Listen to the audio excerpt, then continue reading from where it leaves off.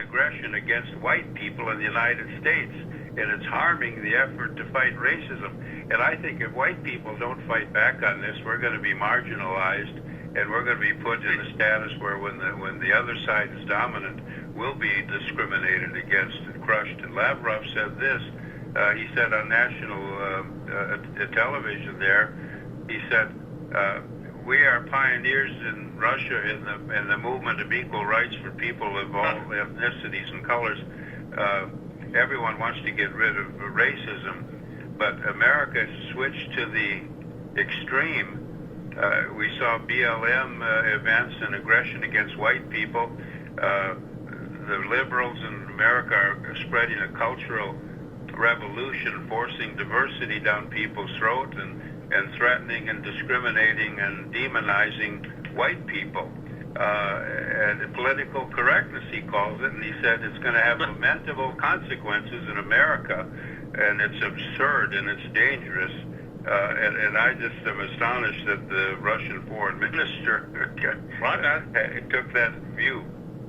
I'm not even remotely surprised. I'm not even remotely surprised what the Chinese said when they said it during that table, because both of these countries and their governments have an interest in sparking conflict in this country. And by what he's saying and getting the reaction from you is, we got to fight back, it just furthers their needs or their goals.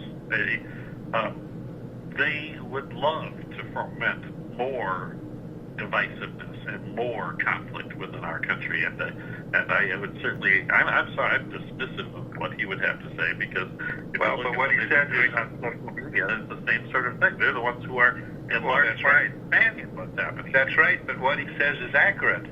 And white people are just capitulating, and we're afraid to respond, and I think if the supremacist groups that are non-white take control, they're going to use that historical precedent. They're convincing young people how rotten our country is. And when they look at how the media and the White House is discriminating now any way they can against Trump voters and demonizing them. And I'm saying whites are going to be on that altar of sacrifice someday if we don't start defending ourselves and our history. And the country will go along with it, passively or